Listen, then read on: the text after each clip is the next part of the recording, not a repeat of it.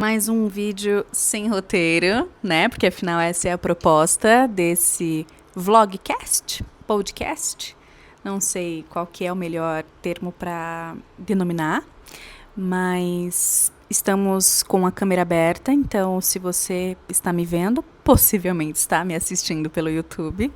Se você está só me ouvindo, possivelmente também é pelo YouTube, porque eu não subi esses conteúdos em outra plataforma ainda. Talvez eu migre também para o Spotify, mas eu ainda não me organizei para isso, então por enquanto estamos apenas no YouTube mesmo. Quem está me vendo vê que eu estou na rede, na sala da minha casa, atrás a varanda. Possivelmente você vai ouvir um gritinho ou outro entre uma frase ou outra que eu disser, porque a Oli está acordada. E também miados, porque Madalena vira e mexe aparece aqui na sala. Eu tô falando com o microfone quase dentro da minha boca, apesar de ser um microfone de alta qualidade, eu estou segurando ele bem próximo, porque volta e meia a Olivia grita, né? Então, provavelmente, você reconhecerá os gritinhos de Olivia. Eu abri câmera, mesmo assim, sem preparo e sem roteiro, claramente, né? Porque não haverá roteiro, não haverão roteiros para as gravações deste projeto, porque a ideia é que seja um conteúdo muito natural, que seja um papo muito natural e que as coisas, elas surjam, né? Vão surgindo conforme eu for refletindo e conforme a gente for conversando também nos comentários.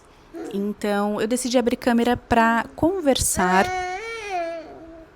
sobre um assunto que vem permeando minha cabeça desde que eu iniciei esta leitura. Se você não está vendo, está apenas ouvindo, eu estou segurando o livro A Biblioteca da Meia-Noite, de Matt Haig. Eu não sei pronunciar o nome desse autor, mas é este rapaz, coloquei aqui na tela. E é um livro que eu vou te contextualizar só para você conseguir entrar no raciocínio junto comigo mais para frente. O livro, ele fala, sem contar que ele é best-seller, né, do New York Times, vencedor do Goodreads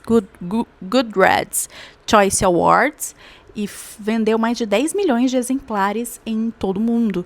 Então, assim, é um livro que não só por conta disso, por conta também de eu indicar e de muitas outras pessoas que já leram também indicar, é um livro muito bom, é um livro que vale a pena.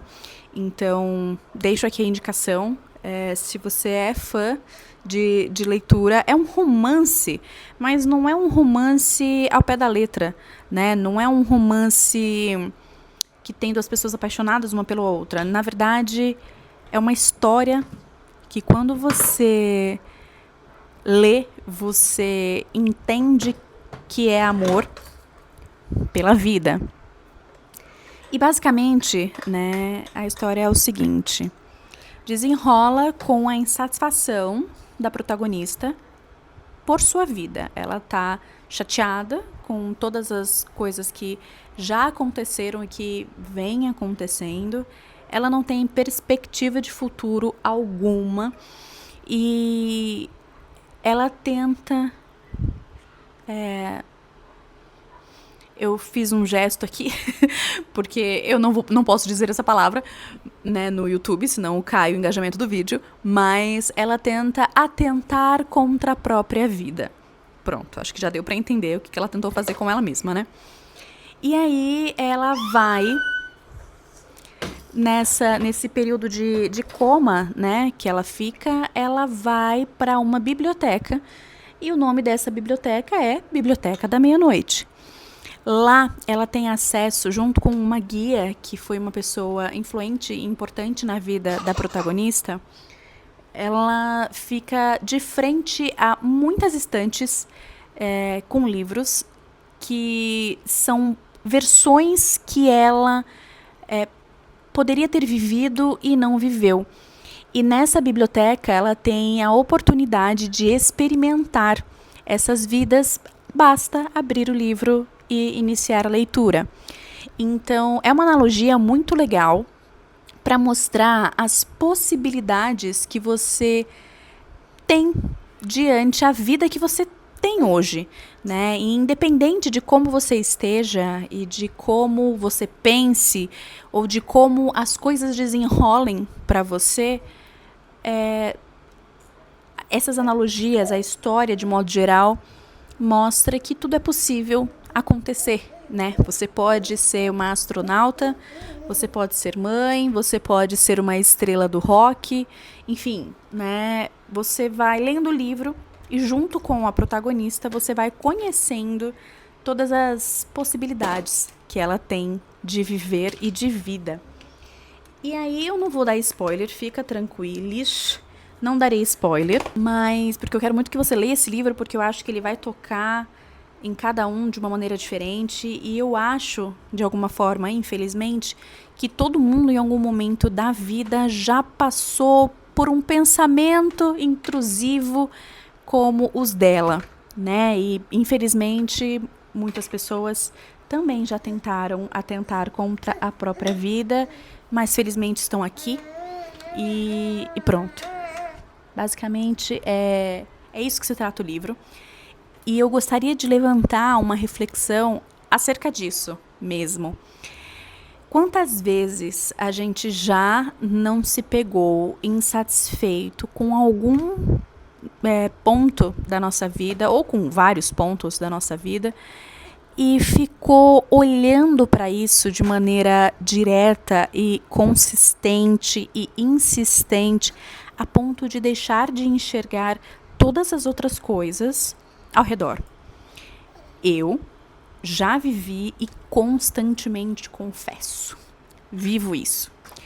Eu sou uma pessoa muito diferente da grande maioria das pessoas. Inclusive, isso foi uma questão bem problemática durante a minha infância e juventude, porque eu não conseguia Olivia concorda. Porque eu não conseguia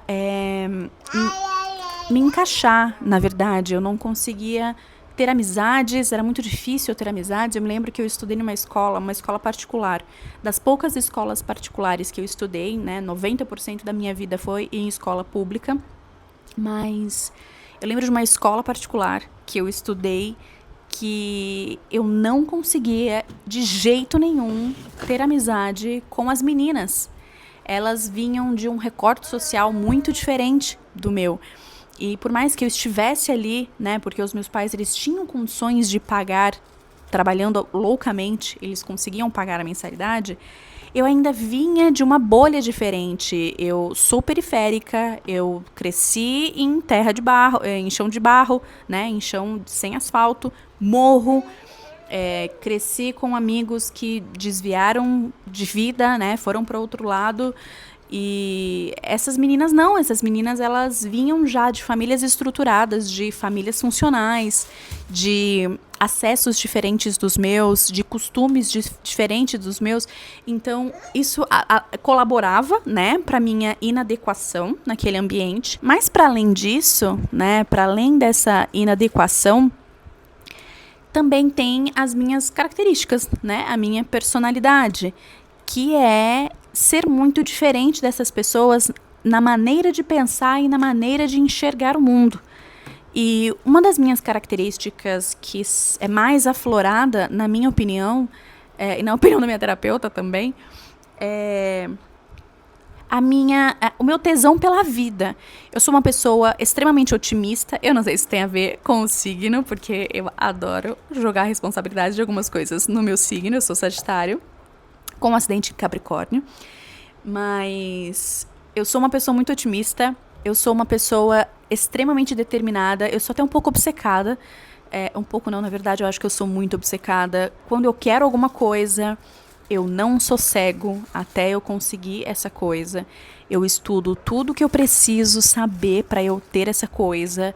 Eu me informo, eu planejo, eu trabalho para levantar dinheiro caso precise de recurso financeiro para eu realizar esse objetivo. E eu dou um jeito. Eu sempre dou um jeito de conseguir o que eu quero. Sempre de maneira lícita, tá? Que fique claro aqui que eu não faço nada de errado. Só pra pontuar, haverão alguns cortes no vídeo, diferente do primeiro vídeo que não houve corte, por conta de Olivia e porque a galera aqui na quebrada aqui atrás, onde eu moro, está soltando fogos.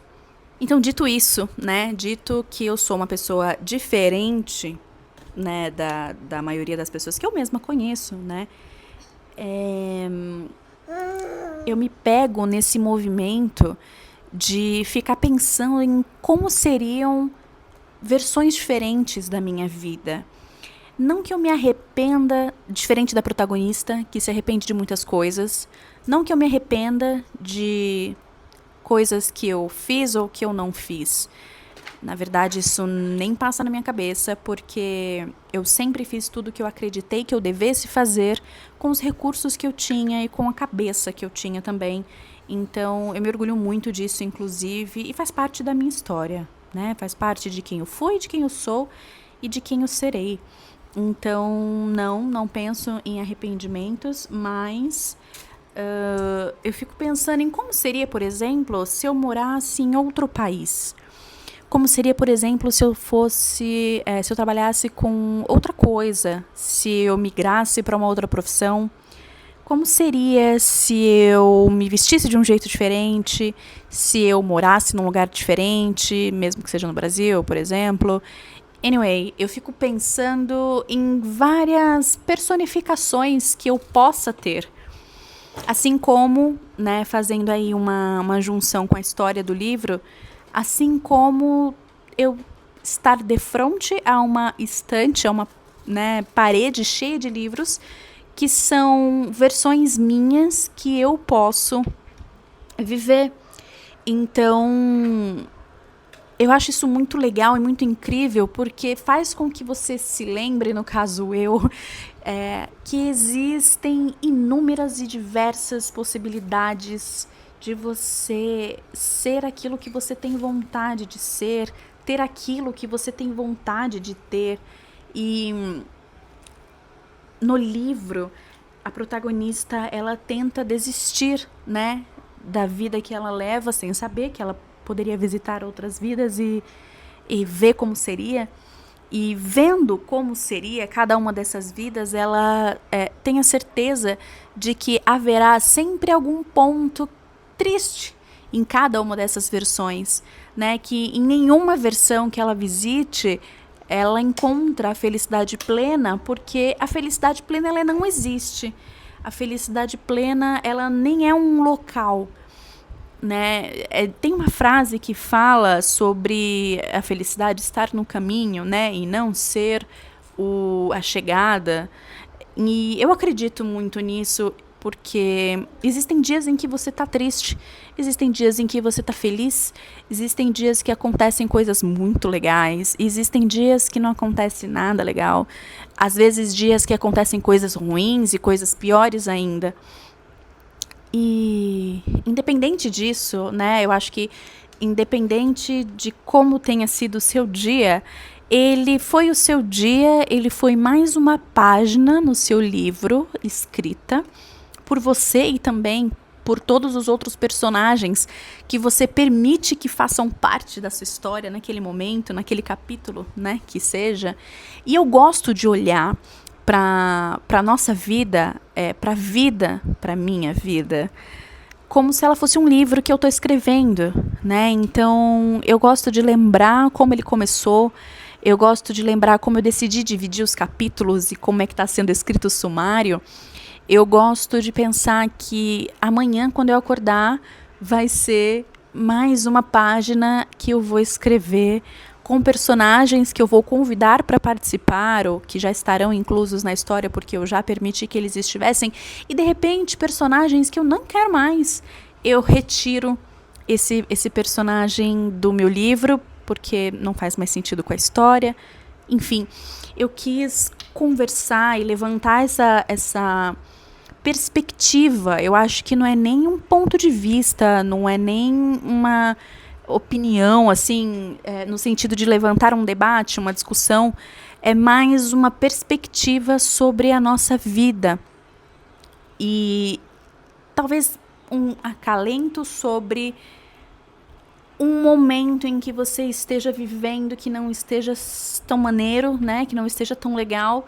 E essa perspectiva pode fazer com que esse momento fique um pouco mais leve ou que te ajude a lembrar que você é o protagonista do seu livro, né? Você é o editor-chefe, você é o escritor do seu livro. E você pode e deve alterar a história da maneira como você acha que você tem que fazer. Então, é mais nesse sentido que eu quero levar essa discussão não, essa narrativa, deixar registrado aqui que, até para eu mesma, né, do futuro, eu tenho muitos objetivos para 2026, eu tenho muitos planos para 2026. Tive que pegar ela no colo porque a querida quer aparecer no vídeo. Né, querida? Continuando de onde talvez eu tenha parado e eu não me lembro. Eu tenho muitos planos para 2026, planos esses que são profissionais, que são pessoais, e eu preciso me lembrar de que eu sou a única responsável por conquistá-los, eu sou a única responsável por fazê-los acontecer da melhor maneira que seja possível dentro das minhas limitações e acessibilidades e possibilidades, mas também que é possível, de repente, encerrar um capítulo e iniciar um capítulo novo. E só basta a gente entender a hora certa de fazer isso e ter coragem para fazer isso. Eu encerro esse papo por aqui e indico a leitura do livro A Biblioteca da Meia-Noite. Eu vou dar um teteto para este bebezinho que está aqui reclamando. Não está com fome, ela só quer participar, né, querida? Obrigado para você que assistiu e ouviu até aqui. Um beijo e até o próximo vídeo.